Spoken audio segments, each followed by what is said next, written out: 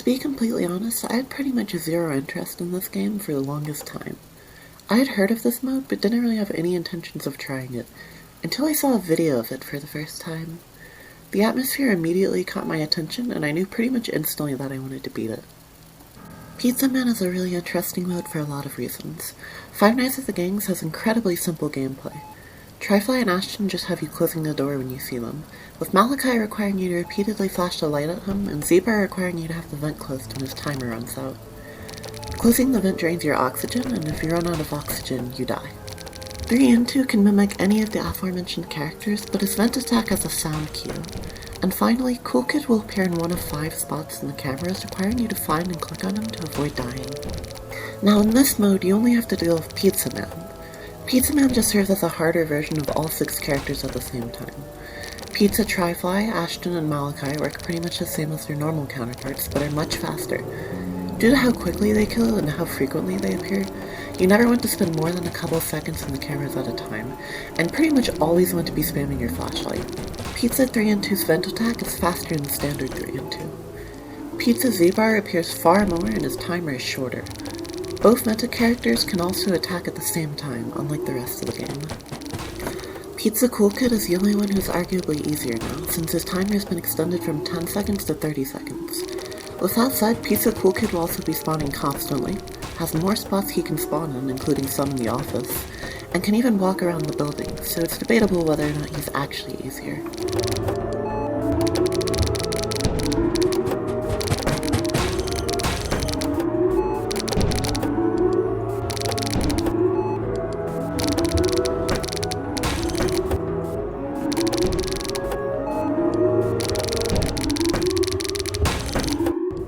This mode has a lot of meaningless but very distracting sound effects.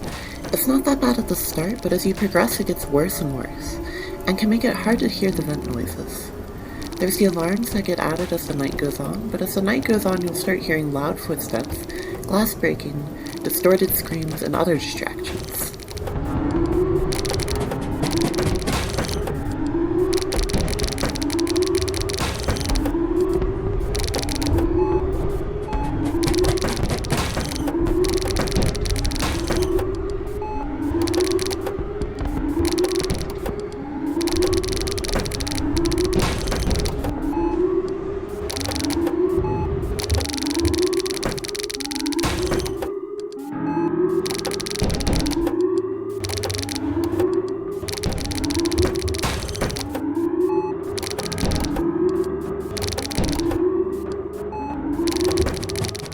The visual changes at each hour add a lot to this mode's atmosphere, but at 3 AM in particular, visibility becomes a major concern.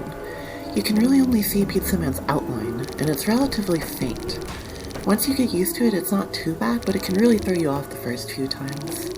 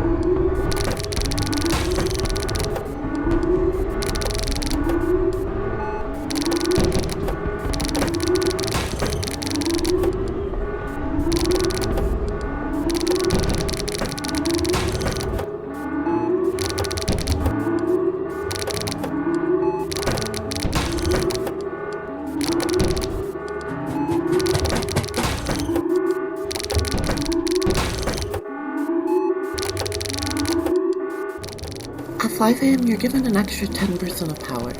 Power really isn't a major concern in this mode, but it is definitely possible to run out towards the end of 5 AM if you aren't careful and get a bit unlucky.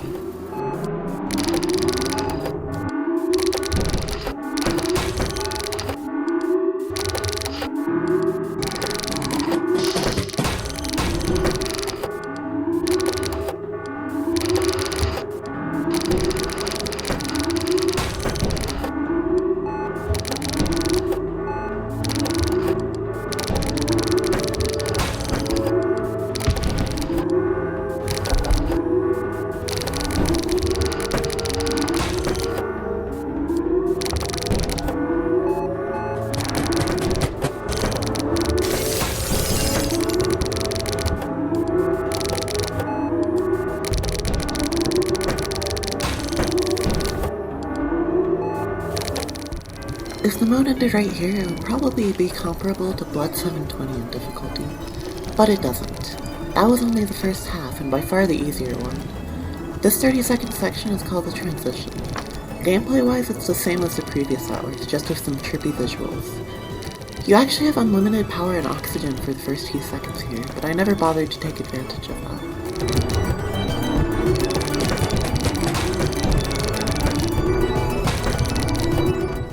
The true hours are most of the difficulty of the mode. Starting here, the characters from the main game will slowly be added to the night alongside Pizza Man, so that by the end you're dealing with 2 versions of every character.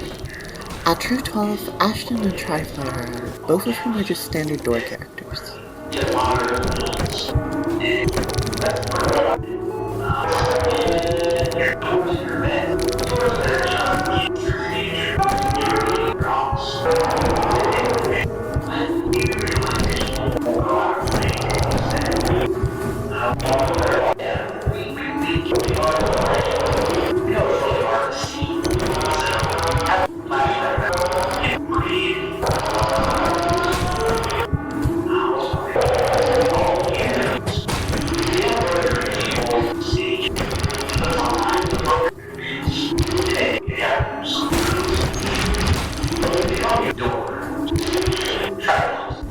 At True 1, Malachi and Z-Bar are added to the night.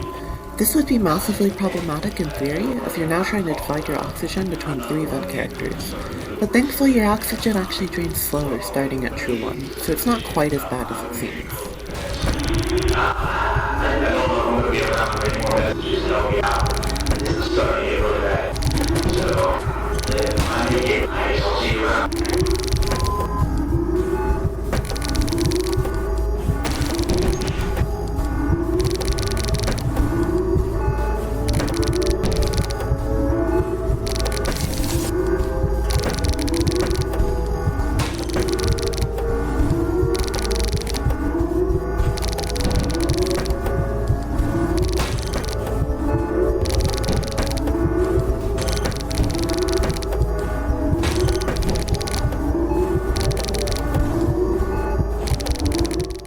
True 2 has no gameplay changes from True 1, but the phone call playing on repeat can not only be distracting, but can make it harder to hear Pizza 3 and 2 in the vent.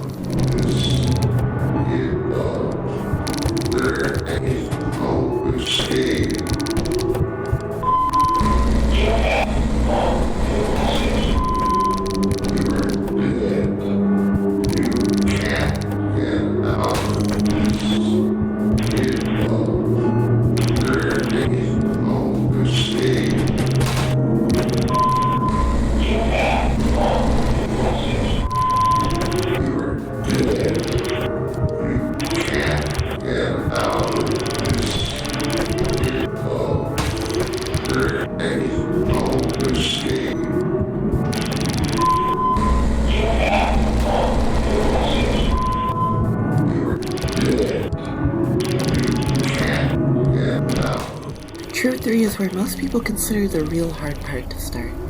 The main cast is removed, but Cool Kid and 3 and 2 are added to the night. 3 and 2 doesn't make too much of a difference, but Cool Kid keeps his 10-second kill timer from the main game.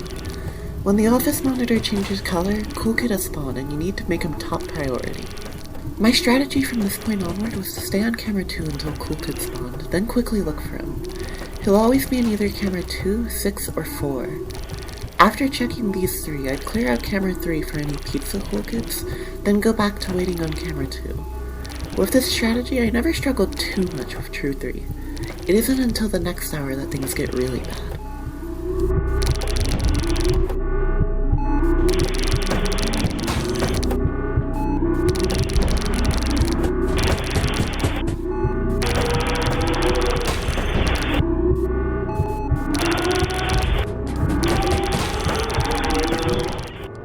True 4 onward is the main reason this mode is so high on the list. At this point, the entire cast is active alongside Pizza Man.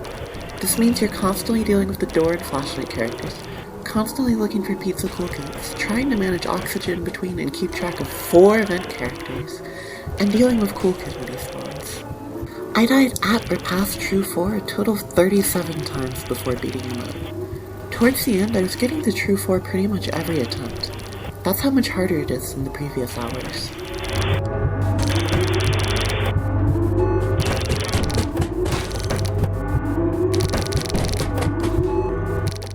Finally, True 5am has no gameplay differences from True 4, however, Cool Kid's visual cue becomes inconsistent and next to useless, so you pretty much need to constantly be looking for him.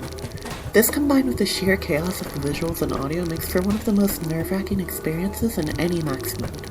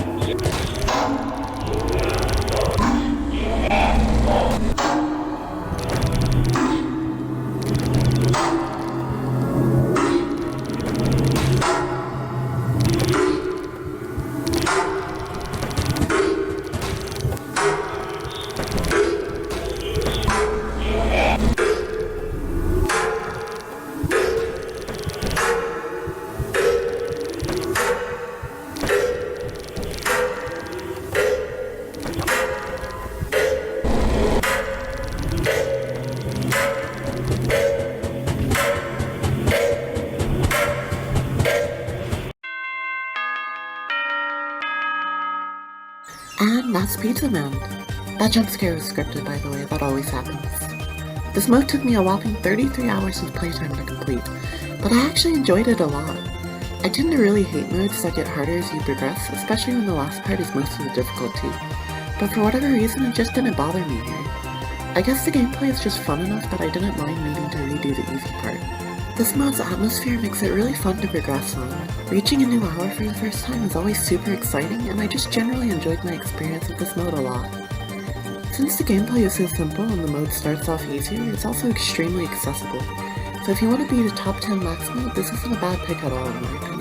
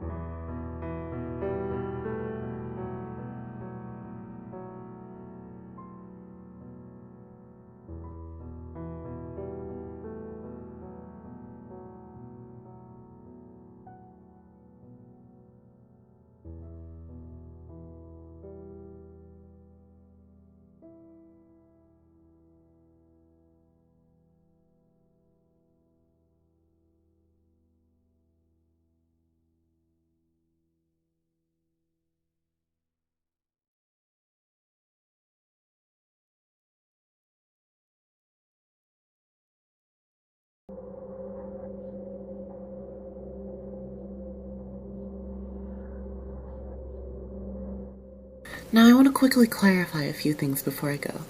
First of all, I recently started streaming UCN Recode in an attempt to eventually beat Ultimatum, the current hardest max mode ever.